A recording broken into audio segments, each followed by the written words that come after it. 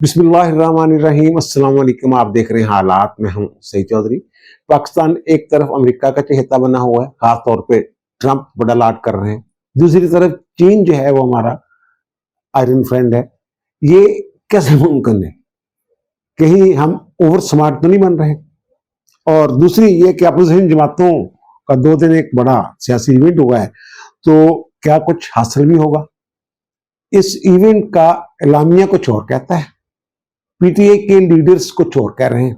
कहीं ऐसा तो नहीं होगा कि मरे थे जिनके लिए वो रहे वजू करते हैं? और फिर 9 मई की सजाएं जो है, 9 मई के वाकयात की, मुकदमात की, वो सजाएं क्यों मिली? ये भांडा भी फूट गया है। ये मौजूआत हैं जिन पे बात करनी है। सबसे पहले वो जो सियासी इवेंट है उसी की बात कर लेते हैं। अपोजिशन जमातों ने ऑल पार्टीज कॉन्फ्रेंस बुलाई थी। पीटीए के सिवा इस कॉन्फ्रेंस में जो दीगर सियासी जमातें शरीक थी, उनकी जो पार्लियामेंट के अंदर नुमाइंदगी है वो लूली लंगड़ी सी है, इक्का दुक्का। और इसमें जो अपोजिशन की एक बड़ी जमात है जमीयत उलमा इस्लाम, वो तो शरीक भी नहीं हुई। अब उसका जो एलामिया मुस्तफा नवाज खोखर साहब ने पढ़ के सुनाया है, उसमें जो पीटीए की नुमाइंदगी की है वो असद कैसर साहब भी थे वहां, और जो बैरिस्टर गौहर हैं वो भी थे। प्रेस कॉन्फ्रेंस में भी वो साथ बैठे हुए थे मुस्तफा नवाज खोखर साहब के साथ। तो मुस्तफा नवाज खोखर साहब जो है, उनकी जो सियासत है वो भी कोई मुल्लगीर नहीं है, सीधी सी बात है। लेकिन बहरहाल वो ऐसे लग रहा था जैसे वो इलामिया पढ़ रहे थे कि वो ही लीड कर रहे हैं। उस इलामिया में जो बातें की गई हैं, एक तो उन्होंने ये कहा है कि जनाब इमरान खान और बुशरा बेगम को जनाब छोड़ दिया जाए, आजाद कर दिया, ये मुतालबा उन्होंने किया है। और उन्होंने कहा जनाब जो सियासी असीर हैं और जो 9 मई के मुलजमान को जो सजाएं दी गई हैं उनकी हम मजम्मत करते हैं, ये बात की है। यानी सियासी असीरों को छोड़ दिया जाए, 9 मई के जो मुकदमात में सजाएं हो रही हैं उसकी हम मजम्मत कर रहे हैं। और आगे जो उन्होंने कहा है कि उन्होंने कहा जो पुराना मिसाक था, मिसाक की जमहूरियत, वो तो जना पुराना हो गया, वो मादा इमरानी जो है। अब जो ये हाइब्रिड सिस्टम है, ये जो फौज पीछे बैठ के निजाम को चला रही है, वो ये कहना चाह रहे हैं। तो जनाब इसको खत्म करने के लिए जनाब जरूरी है एक नया मिसाक जो है, वो वक्त की जरूरत है, ये उन्होंने कहा। 26 मई ने तरमीम की मुखालफत की, और जो 6 जजों ने जिन्होंने खत लिखा था जनाब IAS जो है वो मुदाखलत करते हैं हमारे मामलात में, तो वो जनाब उनको हीरो करार दिया है उन जजों को। ये इसका लुबे लबाब है इस कॉन्फ्रेंस का।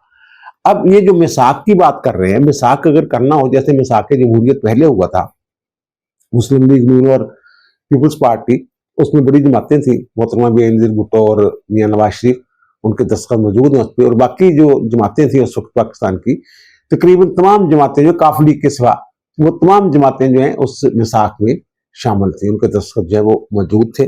तो अब जो अगर ये मिसाक जमहूरियत नए मिसाक की बात कर रहे हैं, नए माहदा इमरानी की बात कर रहे हैं, तो फिर उसमें तो जनाब इमरान खान को भी शामिल होना पड़ेगा। और इमरान खान साहब वो ये कह रहे हैं जनाब मैंने इनके साथ बैठना ही नहीं है, ये जो इस वक्त जो हुक्मरान है इनके साथ मुतद्दिद बरतवा, वो कह रहे हैं क्योंकि मुज़ाकरात के दरवाजे बंद हो चुके हुए। इससे तो ये लग रहा है कि जनाब वो इमरान खान को, मियां नवाज शरीफ को और दीगर जो सियासी जमातें हैं, जरदारी साहब को, इनको इकट्ठा उठाना चाहते हैं, इससे ये लग रहा है। लेकिन साथ ही वो जो एस्टेब्लिशमेंट है उस पर कड़ी तनकीद भी कर रहे हैं, उनकी मुदाखलत की मजम्मत भी कर रहे हैं।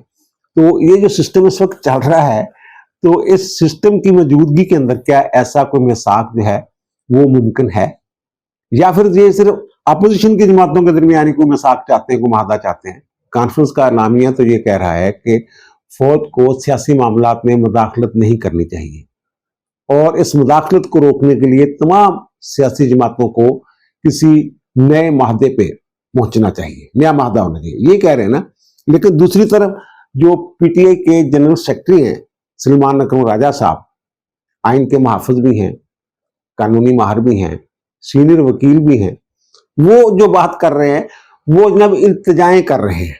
वो पेशावर में थे, जो मुकदमात हैं उनके खिलाफ मुल्क में मुख्तलिफ जगहों पे, तो वो उसके लिए जनाब राहदारी की जमानत लेने गए हुए थे। जनाब मैंने वो पेश होना अदालतों में, तो मैं पेश होना चाहता हूँ, तो जनाब मुझे मेरी गिरफ्तारी से रोका जाए। तो वो तो खैर पेशावर हाई कोर्ट ने उनके हक में जो फैसला है वो जारी कर दिया है कि इनको गिरफ्तार ना किया जाए, मेरे कल 2 हफ्ते का टाइम दिया। तो वो वहां ये कह रहे हैं, इल्तिजा कर रहे हैं कि फैसला साजों से इल्तिजा है कि पीटीआई के साथ बैठे, हमारा कोई तनाजा नहीं है। 9 मई की सी 9 मई ਨੂੰ ਤੁਸੀਂ ਹਕੂਮਤ ਦੇ ਫੌਜ ਦੇ ਅੰਦਰ ਜਿਹੜੀ ਬਗਾਵਤ ਪਾਉਣ ਦੀ ਕੋਸ਼ਿਸ਼ ਕੀਤੀ, ਆਸਮ ਮੁਨੀਰ ਸਾਹਿਬ ਨੂੰ ਤੁਸੀਂ ਮੁਲਕ ਤੋਂ ਬਾਹਰ ਸੀ, ਤੁਸੀਂ ਉਹਨਾਂ ਨੂੰ ਉਸ ਅਹੁਦੇ ਤੋਂ ਹਟਾਉਣ ਦੀ ਕੋशिश ਕੀਤੀ। ਹੁਣ ਤੇ ਗੱਲਾਂ खुल के सामने आ गई है ना। बहरहाल वो कहते हैं ना हमारा मुस्तकबिल भी इकट्ठा है और हाल भी साझा है, ये वो बात कर रहे हैं। और ये क्या कह रहे हैं, ये कह रहे हैं कि जनाब ये एस्टेब्लिशमेंट जो है इसको मुदाखलत नहीं करनी चाहिए। ये कह रहे हैं जनाब जो फैसला साज है यानी जो एस्टेब्लिशमेंट है वो जनाब हमारे साथ बैठे बात करें, यही तरला ही है ना, इल्तिजाएं जो कर रहे हैं। वैसे दूसरी जो बात है जो उन्होंने बात की है, जो चेयरमैन है बैरिस्टर गौहर, उन्होंने ये बात की है कि हम तो जनाब 9 मई की पहले भी मजम्मत कर चुके हुए हैं और ये कहते हैं कि 9 मई नहीं होना चाहिए था और आइंदा भी कभी नहीं होना चाहिए, ये वो कह रहे हैं। दूसरे लफ्जों में ये तस्लीम कर रहे हैं कि 9 मई जो है ये लड़ाई थी, फौज के साथ लड़ाई थी, जो हमले किए गए ये फौज के ऊपर हमले किए गए।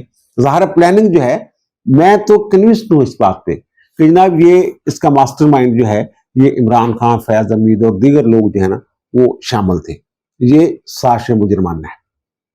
तो वो अब ये कह रहे हैं गौहर साहब ना, पहले तो जो कहते 5 तारीख को जनाब 5 अगस्त को पीक पे होगी जनाब हमारी जो है तहरीक, अब वो ये कह रहे हैं जनाब हमारा कोई ऐसा मूड नहीं है कहीं इकट्ठे उठे होने का, तो बस मुल्क भर में मुजाहरे होंगे, यानी एक दिन का ये अबाल होगा।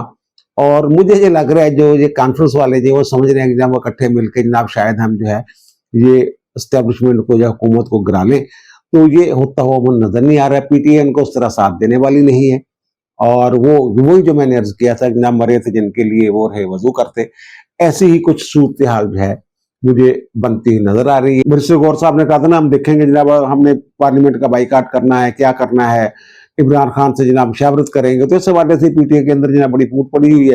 तो वो लोग कहते हैं जनाब ये इस्तीफों वाली बात भूल जाएं, पहले भी लोगों ने 120-25 लोगों ने जब इमरान खान के खिलाफ तरीके बात आई थी तो हुकूमत बदली थी तो उन्होंने इस्तीफे दिए थे, तो ना ज़िमनी इलेक्शन हुए, फिर सवाई असम्बली आप लोगों ने तहरील करवा दी, तो फिर सवाई इलेक्शन भी नहीं हुए, तो काफी देर फिर आपको याद ही है कि 2022 से लेके 2024 तक इंतजार करना पड़ा था इनको इलेक्शन का।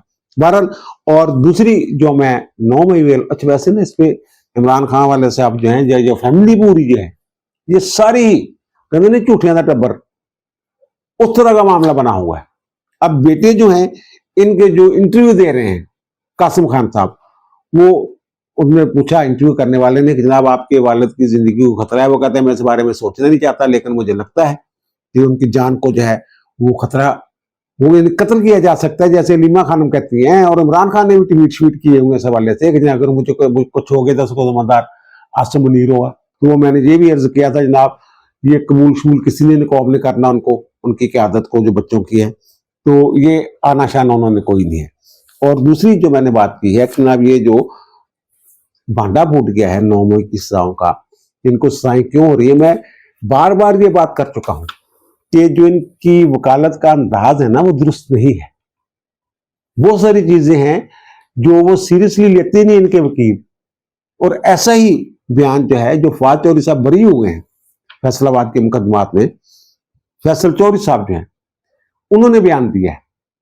उन्होंने एक टेलीविजन पे बैठ के एक न्यूज चैनल पे बैठ के उन्होंने बड़ी खुल के ये बात की है। उन्होंने जब इनको पता था कि सुप्रीम कोर्ट ने ये कह दिया है कि 4 माह के अंदर अंदर जो है ये ट्रायल्स जो है ये इंसदादी दहशतगर्दी की अदालतों में 9 मई वाले जो हैं ये मुकम्मल करने हैं, तो उसके बाद वो कहते हैं जनाब इनको जो शहादतें हैं, सफाई की जो शहादतें हैं वो इकट्ठी करनी चाहिए थी, सारा कुछ डॉक्यूमेंटेड होना चाहिए था। वो कहते हैं जैसे हमने किया है, वो कहते हैं हमारी पूरी लीगल टीम लगी रही है इस बात पे। और फिर फवाद चौधरी साहब मेरे ख्याल उस दिन जो है 9 मई को उन्होंने कोई किसी फिल्म का कोई प्रीमियम शो था क्या आता, वहां गए हुए थे, तो वो उन्होंने साबित कर दिया कि जनाब वो तो मौजूद नहीं थे। और दूसरी जो बात यह है उन्होंने कहा जनाब वो जो फैसलाबाद वाली अदालत का फैसला है उसका वो कहते हैं पैराग्राफ नंबर 15 पढ़े, और 15 नंबर पैराग्राफ क्या है उसमें यह है कि जनाब ये लोग जो हैं इन्होंने अपने दफा में जिनको सजाएं हुई हैं शहादतें ही पेश नहीं की। फैसल चौधरी साहब भी यही बात कर रहे हैं। उन्होंने जनाब ये जो है ये एक तो पेश नहीं हो रहे थे, दूसरी इन्होंने अपने दफा में कोई एविडेंस ही नहीं दी। तो जब डिफेंस का कोई विटनेस ही पेश नहीं होगा तो फिर सजाएं तो होंगी। और दूसरा ये कहा करते थे इमरान खान साहब, अब भी ये कहते हैं कि जनाब ये सीसीटीवी फुटेज कहाँ है, सीसीटीवी फुटेज कहाँ है। अदालतों में फुटेजेस भी पेश की गई, इनके फोटोग्राफ भी पेश किए गए, फोरेंसिक करवाई हुई रिपोर्ट्स भी पेश की गई। ये एक अदालत का फैसला हम आपको दिखा रहे हैं। वो ये अदालत ये कह रही है कि जनाब सीसीटीवी फुटेज पेश की गई, फोरेंसिक रिपोर्ट पेश की गई और फिर तस्वीरें पेश की गई, वो जो साबित करती हैं कि ये लोग जो हैं इन जगहों पे मौजूद थे। मैंने कहा ना दो तरह के मुल्ज़िम है ना इसमें, एक तो वो जो मौके पे मौजूद थे ये, और दूसरी उन्होंने जो अदालत है उसने ये क्लियरली लिखा है, तीनों अदालतों ने, सरगोदा वाली अदालत में भी और ये फैसलाबाद वाली अदालत में भी, लाहौर वाली अदालत में भी। अदालतें ये कहती हैं कि जनाब जो साजिश मुजरिमाना है, ये तो कह रहे हैं ना कि इमा पे नहीं सर, इमा भी है, लेकिन इनको जो सजाई हुई साजिश मुजरिमाना जो तज़रियत पाकिस्तान की दफा 120B है, जनाब ऐसे जुर्म के इर्तिकाब के लिए साजिश करना जिनमें या तो मौत की सजा है या उम्र कैद की सजा है, उसके तहत इनको 10-10 साल सजाई हुई है। और अदालत ये कहती है, बल्कि अदालतें ये कहती हैं कि जो साजिश मुजरिमाना है वो एस्टेब्लिश हो गई है, गवाहियां आ गई हुई हैं, काबिल कबूल गवाहियां। और दूसरा जो जितने भी कवानीन हैं जो फुटेजेस वगैरह के, तस्वीरों वगैरह के, उन तमाम को जो काबिल कबूल शहादत बनाते हैं इन चीजों को, उनको मद्देनजर रख के अदालत ने ये फैसला दिए। और अदालत कहती है जनाब एक तो ये, लेकिन साथ ही अदालत जो है वो ये भी कह रही है कि इसका मतलब ये नहीं है कि वहां जो लोग मौजूद हैं उन्होंने सब ने वायलेंस जो है वो कमिट की हो या जुर्म किया हो। ये भी अदालत कहती है जिन लोगों को छोड़ा है इसी बुनियाद पे छोड़ा है, इसलिए उन्होंने एक एक बंदा जो है ना उसका अलग अलग किरदार जो डिस्कस किया अपने फैसले में इन अदालतों ने। फैसल चौधरी साहब ठीक कह रहे हैं, इन्होंने मुकदमा भी सही नहीं लड़े। अब कभी को कहां जाके जनाब तकरीर कर रहे हैं, पेशावर में जनाब अपना लेने की कोशिश कर रहे हैं। और अगर हुकूमत जो है ये चाहे या अदालत ये चाहे तो वो कह सकती है जनाब जिन लोगों ने उनको पनाह दी हुई है उनके खिलाफ तज़रियत पाकिस्तान की दफा 216 के तहत कार्रवाई करें, 7-7 साल अंदर जाएंगे ये लोग। अच्छा, और सरगोदा ही की इंसदाद दहशतगर्दी की जो अदालत है ना, उसने एक और केस था जो जुडिशल कम्प्लेक्स पे मियां वाली पे हमला हुआ था, तो उसका एक मुलजम है जनाब इस्माइल, उसको 25 साल कैद की सजा सुना दी है। लेकिन जो 51 मुलजमान हैं जो पेश नहीं हो रहे, वो कहा ना फैसल चौधरी ने कि जनाब ये ना पेश हो रहे हैं ना अपनी सफाई में कोई गवाह पेश कर रहे हैं। पैराग्राफ नंबर 15 पढ़ लें, वो ये कह रहे हैं बार बार। तो वो जनाब उसमें अहमद खान जो बच्चर हैं पहले भी नहल हो चुके हुए हैं, अहमद चट्टा, बिलाल एजाज वगैरह, उन समेत जो है वो 51 मुलजमान हैं जिनके उन्होंने नाकाबिल जमानत वारंट गिरफ्तारी जो है वो जारी कर दी गई। अब जितने भी लफ्ज ने पढ़ के लाए हुए हैं, ये तो हो गई जनाब 9 मई वाला है बात। अब आते हैं जनाब उस तरफ कि जनाब ये पाकिस्तान चीन का आयरन दोस्त है और चीन का हरीफ है अमेरिका, और अमेरिका का जनाब पाकिस्तान जो चेता बना हुआ है। ये मामला क्या है? ये देखें ना, चीन की जो पीपल्स लिबरेशन आर्मी है उसकी 98वीं जो सालगिरह थी वो GHQ में मनाई जाती है। वहां बाकायदा तकरीब होती है जिसमें आर्मी चीफ भी मौजूद होते हैं, वही बातें होती हैं आयरन फैन और यही कि जनाब शहद से मिट्टी, समुद्रों से गहरी, हिमालय से ऊंची दोस्ती। और इस दोस्ती को साबित भी किया दोनों मालिक ने, ये जो भारत के साथ हमारी जंग हुई है। एक तरफ तो ये सूरत हाल है और दूसरी तरफ ट्रंप साहब जो हैं वो जनाब सदके बारी जा रहे हैं पाकिस्तान के, और रोजाना मोदी साहब की और इंडिया की वो क्लास लेते हैं। अब एक और ट्वीट कर दिया हुआ है उन्होंने कि जनाब मेरे ट्वीट का जवाब नहीं दिया मोदी ने, मोदी गुस्ताख है, बदतमीजी है ये बात वो कह रहे हैं। और मोदी बेचारे तो गल नहीं होंगी, जुबान जी खुलती नहीं इस मौजू से। ਉਹਦੀ ਆਪੋਜੀਸ਼ਨ कह रही है जनाब मोदी साहब ट्रंप की तरदीद तो कर दो, उन्होंने जो अपनी कौम ने जवाब नहीं दे रहे ट्रंप साहब, तो वो की जवाब दे रहे। एक तो ये, दूसरा जो ट्रंप साहब के रूहानी पेशवा ना बिशप एक, तो उनका इंटरव्यू किया है इंडिया वाले एक साहब ने। तो उन्होंने जनाब पहले तो बिशप साहब ने कहा जनाब आप बुला लेते हैं, इसीलिए आपके साथ में बात नहीं करता इंडिया वालों के साथ, कि ये बात फिर करने नहीं देते। दूसरा उन्होंने ये कहा कि जनाब बड़ो भांडेज, उनका जनाब तजारत जो है आपकी जरूरत है, साड़ी कोई जरूरत नहीं है, थोड़े नाल नहीं दिल करता तो ना करो, जाओ मौजा करो। और फिर ट्रंप साहब जो हैं इन्होंने जो टैरिफ लगाया है मुख्तलिफ ममालिक पे, वो जनाब उसका तलाक हो गया हुआ है, शुरू हो गया है। तमाम ममालिक जो हैं, जो उनके दोस्त भी हैं, यूरोपियन है, यूके है या ब्राजील है, उस पर तो उन्होंने लगाया 10%, वो तो सब पे लगा हुआ है। चीन के साथ अभी कोई नहीं, चीन के साथ जो टैरिफ वाला मामला है ना मुअत्तल है। उसकी एक वजह है, चीन आंखें से आंखें दिखाता है, वो कहता है अच्छा आप अगर ये टैरिफ लगाएंगे तो हम ये टैरिफ लगाएंगे, एक बात। और दूसरा ट्रंप साहब कहते हैं ना मैंने चीनी सदर के साथ जब मिलना है ना उसके बाद ये सारी चीजें फाइनल होंगी। चीन वाला मामला उन्होंने पेंडिंग रखा हुआ है, और चीन के पास वो कोई कमयाब किस्म की जो धातें होती हैं, लिथियम वगैरह, जो ऑटोमोबाइल जो फर्में कंपनियां हैं वहां उनका इस्तेमाल होता है, कारें शारें, और जब ट्रांसपोर्ट की चीजें वगैरह बनती हैं, और फिर जो खास तौर पे जो इलेक्ट्रिक कारें हैं वहां जनाब उनका बड़ा वो जो मादनियात है उनका इस्तेमाल होता है। तो अमेरिका के पास वो है नहीं, चाइना की एक तरह से इजारादारी है उसमें, तो इसलिए जनाब वो जो है उनके साथ जरा ना वो कोशिश कर रहे हैं कि कोई मामला सीधे पदरे हो जाएं इस तरीके से। और भारत की जो क्लास लेते हैं उसकी एक वजह ये भी है कि भारत को उन्होंने पाला पाला पोसा इसलिए कि जनाब कल को ये चाइना के सामने खड़ा होगा। वो चाइना के सामने खड़ा होने के बजाय ब्रिक्स का हिस्सा बना हुआ है, उधर वो अमेरिका जो है उसके साथ दोस्ती के दावे कर रहा है, माय फ्रेंड, ये भी तो कहते थे ना मोदी साहब। और दूसरी तरफ जनाब रूस और चीन वालों के साथ जाके बैठा हुआ खड़ा, और रूस से वो तेल जो है, वो तीसरा बड़ा मुल्क जो रूस से तेल खरीदता था और वो रिफाइन करके अमेरिका को भेज देता था, अमेरिका को भी भेजता था। तो वो उन्होंने कहा जनाब नहीं ये ठीक नहीं। और दूसरा फिर जो वादे शादे किए थे उन्होंने मोदी साहब ने, वो ट्रंप से बात भी नहीं कर रहे। और ये खबरें जो हैं ये भी मार्केट में हैं कि मोदी ने ये कहा कि ना मैं ट्रंप से बात करता हूं, माय फ्रेंड है, तो उन्होंने कहा माय फ्रेंड से बात ना करना, मोदी जड़ा ना तेन लै दे जाएगा, सॉरी ट्रंप तेन लै दे जाएगा। उन्होंने उसने कोई बड़े बड़े मुतालबात रख देने, फिर आपसे इनकार नहीं होना, इसलिए बेहतर है कि चुप करें, सब्र करें अभी। तो वो जनाब उसको तो लगा दिया जनाब, सबसे ज्यादा जो टैरिफ लगाया ना वो उन्होंने लगाया शाम पे 41%, और जो इंडिया है उसके ऊपर जो इस खित्ते में सबसे ज्यादा टैरिफ जो है वो भारत में लगाया उन्होंने, वो 25%, और बांग्लादेश जो है उस पर 20%, और अफगानिस्तान तो शायद कुछ भेजते नहीं वहां, तो उस पर उन्होंने लगाया 15%। और फिर वो मैंने कहा ना कि ब्राजील वगैरह और यूके वगैरह पर 10% लगाया। और जो उनका बड़ा करीबी है ना ताइवान, जिसको चाइना के मुकाबले में खड़ा करते हैं जाके, अड्डे शड्डे भी इनके पास है वहां, तो उसके ऊपर भी 20% लगाया है, बांग्लादेश के बराबर।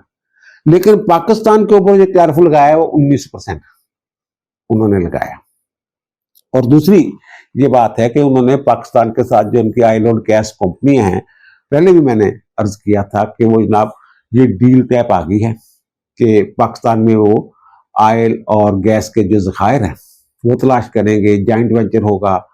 तो अब पाकिस्तान जो है इसने अमेरिका को खुश करने के लिए कौन गेम डाली है, ये हम अमेरिका से तेल खरीदते नहीं है, वो दूर बड़ा है। अब इन्होंने जनाब 1 मिलियन बैरल जो है ना खाम तेल, वो कहते हैं अजमाइशी तौर पे ना हम एक आपसे जहाज मंगवाते हैं, देखते हैं जनाब जो हमारी रिफाइनरीज हैं वो सूटेबल है भी उनके लिए, मौजूद है भी कि नहीं, वो एक दफा मंगवा लेते हैं। ये पाकिस्तान ने जो गेम डाली है ना, वो पहले भी मैंने अर्ज किया था जब ट्रंप को इन्होंने नामजद किया था, जनाब इन्होंने 4 साल का बंदोबस्त किया है कि ट्रंप के साथ बना के रखनी है। और फिर ट्रंप का जो फैमिली बिजनेस है, वो जो इन्होंने क्रिप्टो करेंसी शुरू की हुई है, ट्रंप करेंसी, उसके लिए पाकिस्तान वाहिद मुल्क है जिसने एक क्रिप्टो काउंसिल बनाई है, और फिर उसको रेगुलराइज कर रहे हैं ये रेगुलेशंस बना रहे हैं। बहरहाल ये भी एक वजह तो है ना। और दूसरा, वो जो गैस के ज़खायर या तेल के ज़खायर अब जो हमारे सफीर है अमेरिका में, वो कह रहे हैं जनाब वो सर्विस रुपए हुए हैं। तो पाकिस्तान के पास तो जनाब दुनिया में चौथा बड़ा मुल्क है जो इसके पास तेल के ज़खायर है, जनाब मौजा बड़ी हो जानी है। और कुछ लोग ये कहते हैं गैस के बड़े ज़खायर हैं। इमरान खान भी कह रहे हैं ना, समुद्रों में जनाब पता नहीं एक पत्थर है, बहुत सारा बड़ा पत्थर है, उसके अंदर बहुत सारी गैस है। वो गैस अगर हम निकालेंगे तो जनाब फिर वो कहते हैं कि दुआ करो लीक ना हो जाए। फिर कहते हैं जनाब वो बस ड्रिलिंग के दौरान गैस लीक होगी। पहले कह रहे थे इतनी गैस है। अब इनको ये नहीं अंदाजा कि जनाब जब ये जो ऑयल और गैस वाला मामला है ना, ये 10 कुएं खोदे ना, एक में वो जो कामयाबी मिलती है ऑयल की या गैस की। इन्होंने जब एक ही कुआं खदवाया और वही नाकाम हो गया तो चुप करके बैठ गए। अच्छा, ये जो मुझे समझ नहीं आ रही, ये पीटीआई वाले जो तनकीद कर रहे हैं इस वादे पे, और पाकिस्तान के कोल भाई जी एक सलाहियत है, एक कुआं खोदना कितना मुश्किल काम है। थोड़ा अंदाजा है ऑयल एंड गैस वाले एक 20 साल पहले उन्होंने बंद करते सी, फिर किते किते जाके ना कुआं जरा खुदाई कर रहे सी। 25-30 साल पहलों हाई कोर्ट तक रिपोर्ट आई सी, एमडी ताहर ने जी सी दरखास्त दी थी ना बंद कर दी इन्होंने कुएं की खुदाई जी आयल की तलाश इन्होंने बंद कर दी। तो उन्होंने कहा जनाब जिथे खोदते लभदे कुछ नहीं है, खाली हाथ रह जाने। ये कोई आसान जो है, ये कोई छोटा प्रोजेक्ट होता है। अब रेकोडेक जो है इतना बड़ा मनसूबा है, कहते हैं पता नहीं कितना सोने के कितने ज़खायर हैं, कितने खरब डॉलर के। तो वो पाकिस्तान की मादनियत की तमाम कंपनियां मिलके भी वहां से सोना नहीं निकाल सकती, ना उसको रिफाइन कर सकती। तो फिर उसका ठेका ही देना ना किसी को। अब अगर ये अमरीकी कंपनी आ जाती हैं यहाँ तेल की तलाश में, उन्होंने से सारा दिन एक महादे के तहत ही जाना ना, जिन्ना भी है जिन्ना दुनिया चल रही है मुताबिक ही असि देना ना। और दूसरा, आपको याद होगा कि इमरान खान साहब जो हैं ये क्या फरमाया करते थे। इन्होंने जनाब एक खिताब, वो मैं आपको उसको 2 हिस्से करके सुना रहा हूँ क्योंकि ये यूट्यूब पे कुछ प्रॉब्लम्स होते हैं, एक खास सेकंड से ज्यादा जो है वो चलाया नहीं जा सकता। तो वो जनाब उन्होंने कहा जनाब एक अमरीकी मुझसे मिला, तो उसने कहा कि जनाब यहाँ जो खैबर पख्तूनख्वा है ना, यहाँ तो बहुत गैस है। ये पहले अमरीकी वाली बात सुन लें। एक अमरीकन आया मुझे मिलने, मुझे कहता, फिर खान साहब फरमाते हैं कि जनाब वो कहता, उसने मुझे तस्वीरें दिखाई कि यहां तो जनाब पानी के लिए लोग कुआं खोदते हैं और वहां से गैस निकल आती है। लोग कुआं खोद रहे हैं पानी के लिए और उधर से गैस निकल रही है। आगे जाकर वो ये भी फरमाते हैं कि जहां से वो गैस निकलती है ना, वहां पे पाइप लगा लेते हैं और घरों को सप्लाई हो जाती है उस गैस की। इनको ये नहीं पता कि जनाब जो गैस होती है कुदरती गैस, वो बेबू होती है। जो हमारे घरों में सुई गैस आती है तो जो उसमें एक बदबू होती है बाद में शामिल की जाती है ताकि लीकेज का पता चल जाए, कोई नुकसान ना हो। और खान साहब कहते हैं जनाब वहां से गैस ऐसे निकलती है। यानी ये इस मुल्क का वजीर आजम जो शख्स है, वो उसको इतने नहीं पता कि जनाब गैस ऐसे नहीं निकलती। वो अमरीकी जो तक ठेके नहीं लिए गए इनसे, इमरान खान साहब से कोई सौदा नहीं कर बैठे उसके साथ। ये खान साहब जो है, बहरहाल ये अब सूरत। और दूसरी बात यह है कि जनाब जो चाइना के पास में खबरें, ऐसी भी खबरें हैं कि जो कामयाब दाते हैं ना, जो सप्लाई करता है, बरामद करता है अमेरिका को चीज, तो पाकिस्तान के कुछ इलाकों में उस तरह का वो मादनियात का जखीरा मौजूद है।